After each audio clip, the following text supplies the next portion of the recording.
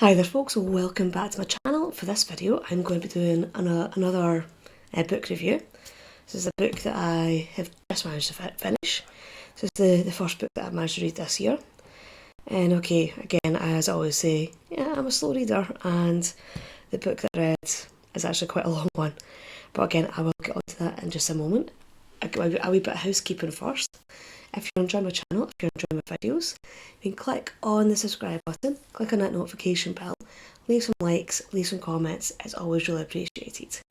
And if you'd like to support the channel further, I will post a link to the channel's coffee.com page and the channel's PayPal account in the description bar below and in a pinned comment in the comments section. So with that out the road, on to the actual review itself. So the book that I have just finished reading is called Alias Grace by Margaret Atwood. So Margaret Atwood is obviously better known for the Handmaid's Tale, but this is one of her other novels. And this one itself is actually an historical novel.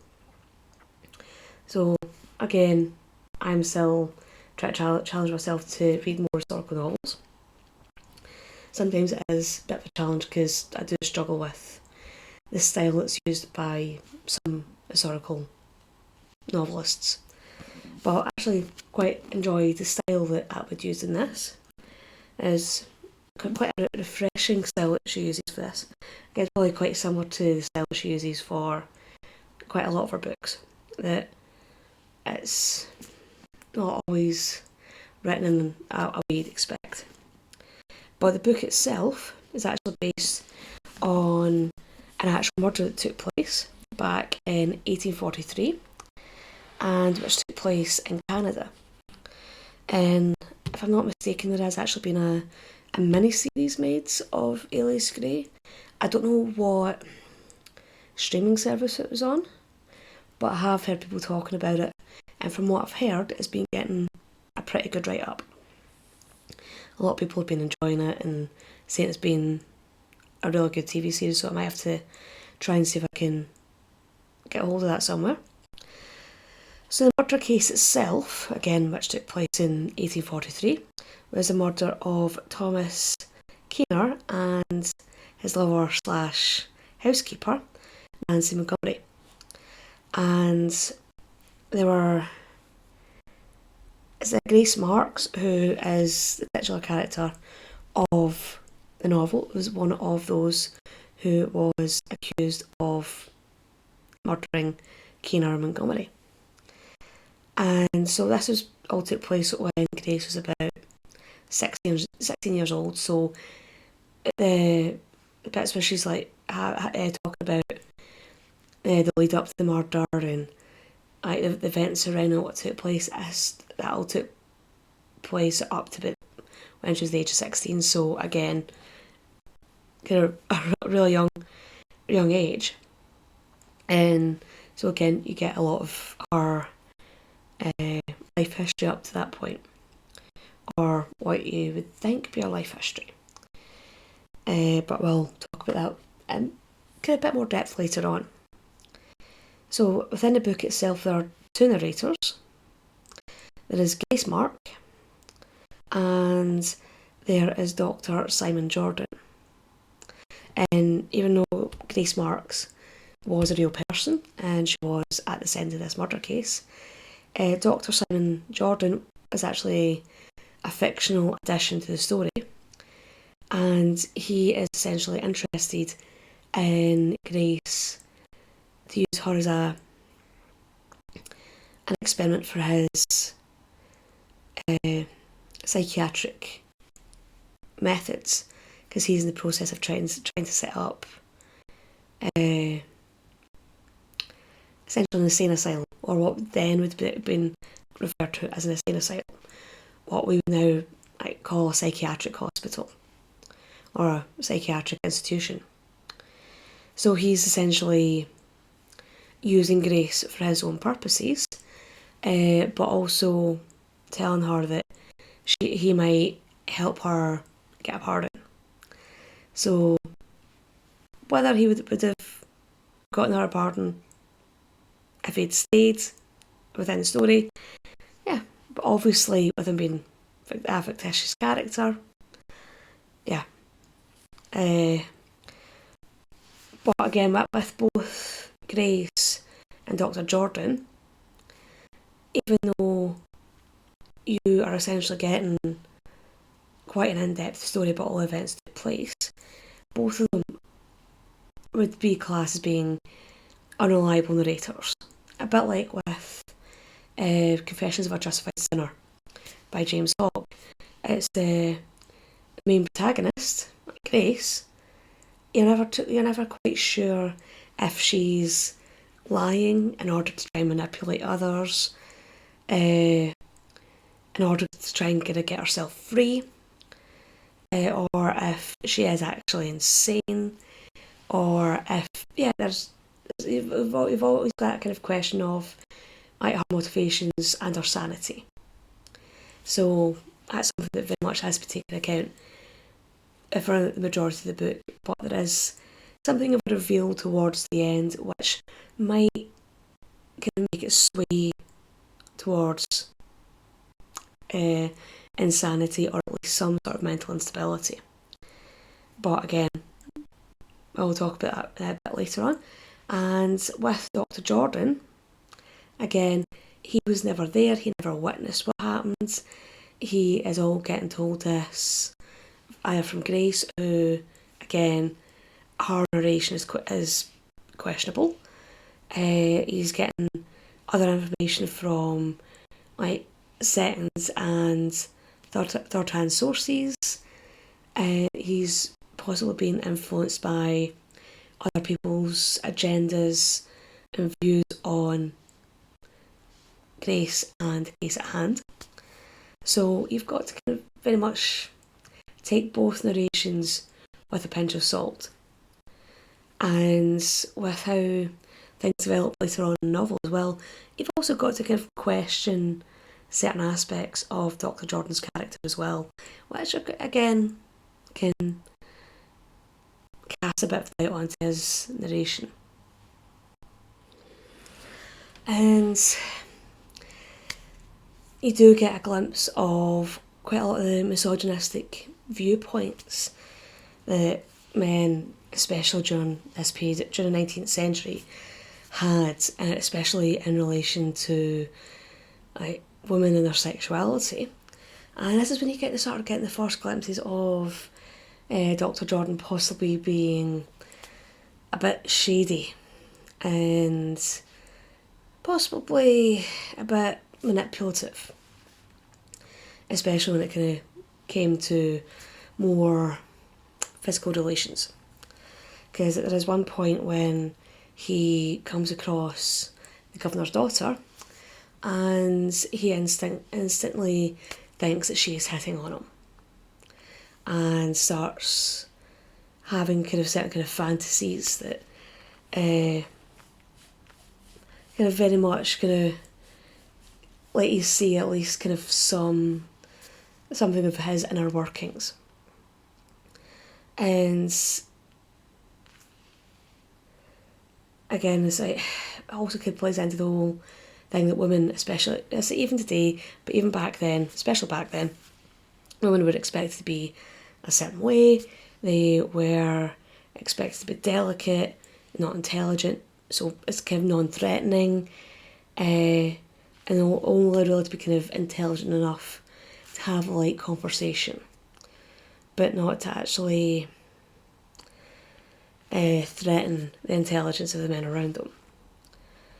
And yeah, and again, Dr. Jordan is guilty of this, and yeah, and again, it's pretty much seen throughout the whole book that essentially that women are these delicate, innocent little flowers, or they are Jezebels and utterly evil.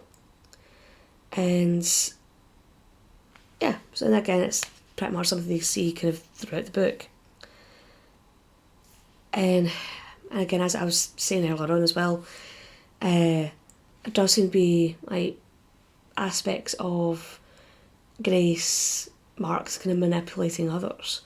Yeah, possibly very likely in the hope of gaining her freedom, getting out of the penitentiary, be able to kind of go free.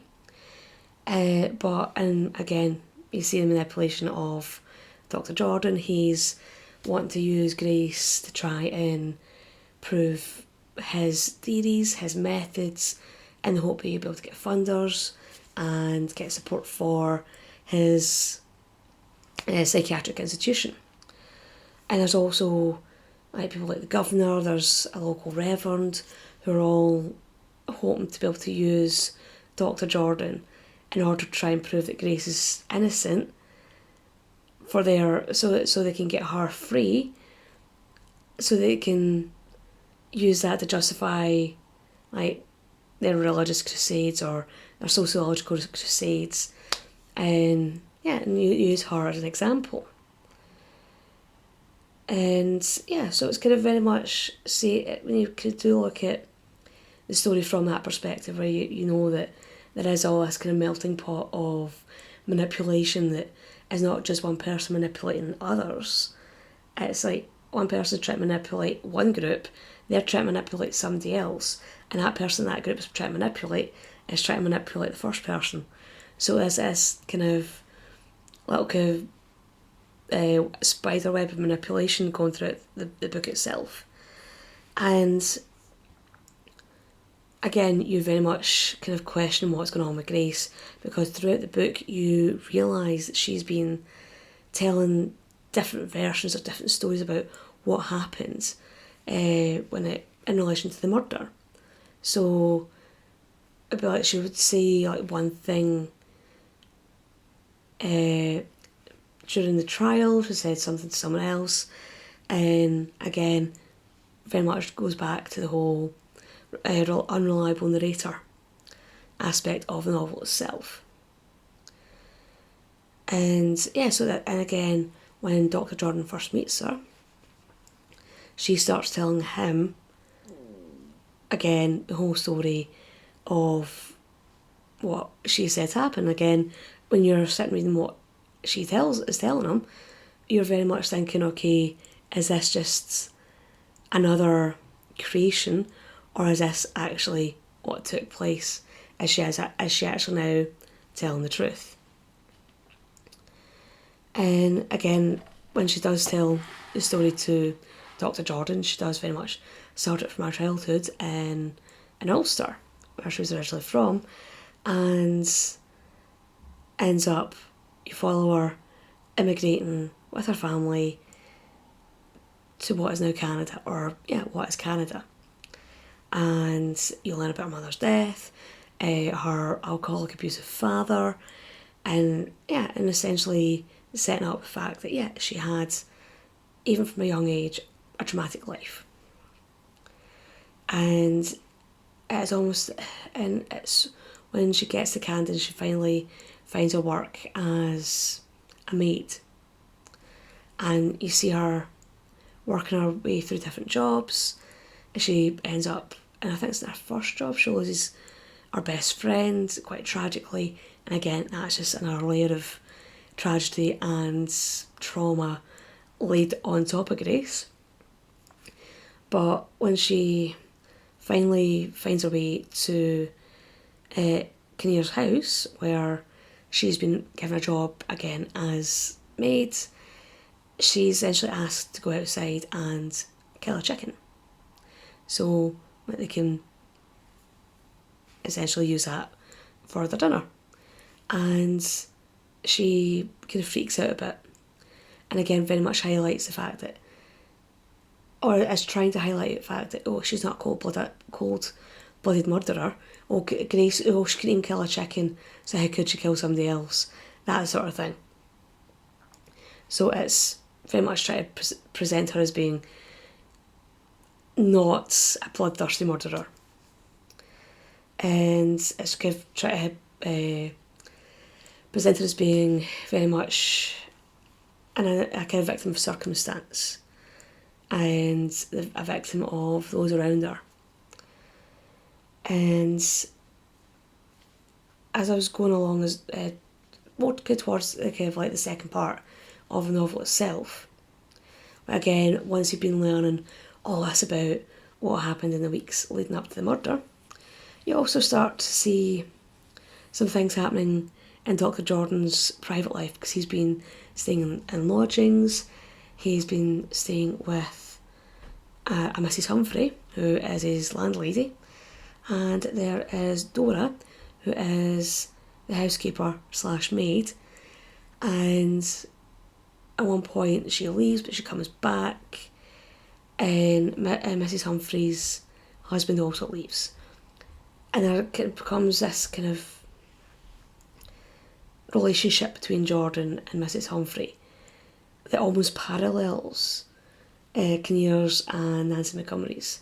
And you do sit at what I know, I found myself wondering, like maybe that's how Kinnear and Montgomery's relationship started.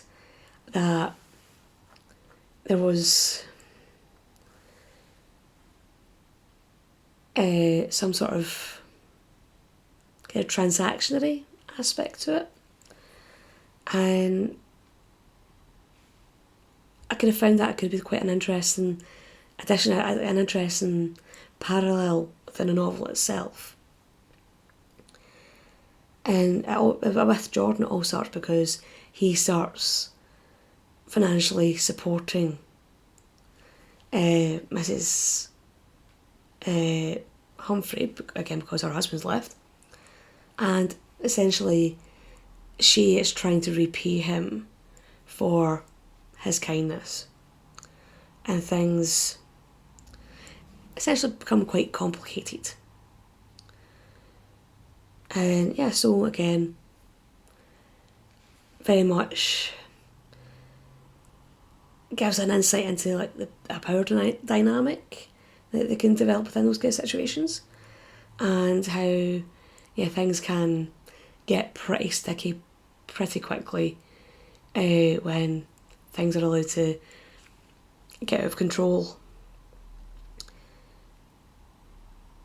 And as you do kind of get further into the book as well, you do start to wonder about Grace as well, whether she possibly has some sort of personality disorder, like something like DID, which is, I think, dissociative identity disorder.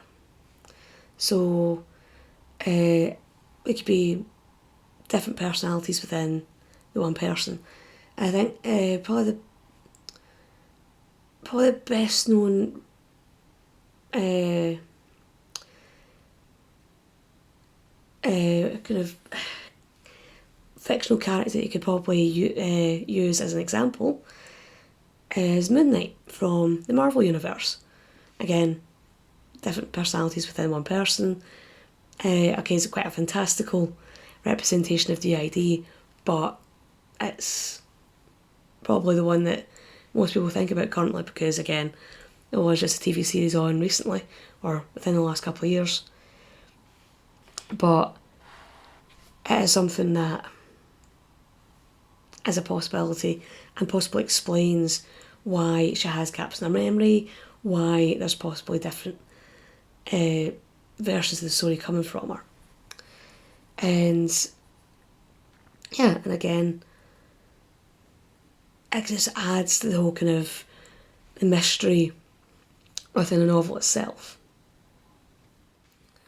So to return to the kind of parallels between Dr. Jordan's relationship with Mrs. Humphrey and the relationship between Kinnear and Montgomery,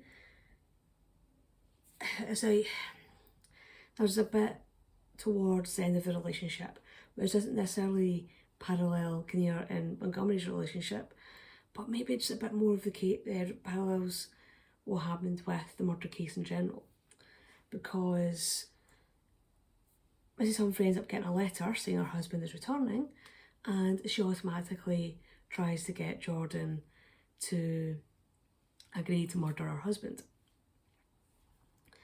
And that she'd murdered the husband, bury the body, and that they would flee to the US, which does have like some kind of uncanny parallels with Grace and James McDermott, who was the other person who was involved with the murder of Kinnear and Montgomery, but how like the murder happens, they fled to the States, and but again, the murder of Mrs. Humphrey's husband never happens, because Jordan ends up kind of shortly after leaving and heading back to the States by himself. But you do at this point start to wonder about his mental state as well, and I think because you start to see more of the fantasies that he has, including a fantasy that he has of actually carrying out the murder of Mr. Humphrey, and yeah, so it's kind of, I think you start to realise at that point that possibly these instabilities within Jordan may not really have been that below the surface all along. That there may be a bit more of a darkness to him than he may have sort of realised at the start. And there is one bit of the story, like just before Jordan leaves, where there's a hypnotism session where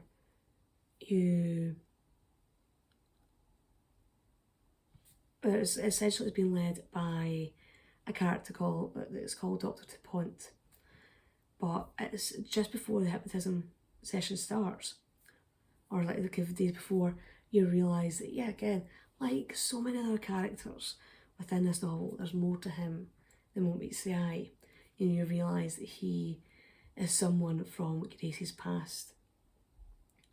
So you start to wonder, is the hypnotism session real, or is this maybe a setup between Grace and Dupont, or were they lying in order to try and maybe get her off the hook? But it could also be used as evidence for the possible personality disorder diagnosis that may be able to get given to Grace. So again, it just adds a layer upon layer of like mystery and the possibility of deceit, a possibility of there being another layer of darkness, which just all adds just to the whole kind of feel of the book, that you are pretty much spending most of the book just trying to kind of figure it all out, and there's always just those wee little niggling questions left that are never fully answered or never fully explained. But I think with Atwood, the way she writes it, even though there are little things that you may have wished to have gotten answered, it never leaves you feeling unsatisfied as a reader. It just is one of those things that the way it's been written, it makes you think about the novel long after you've finished reading it. That you'll finish it, you'll put it away, you'll be like going about whatever it is you're doing afterwards, or reading your next book, and you'll just think, oh, what about this? And you'll still be trying to unravel what was happening. And I think the fact that Atwood also uses the motif of like patchwork quilts, that Grace is always sewing, she's always embroidering. There's always this kind of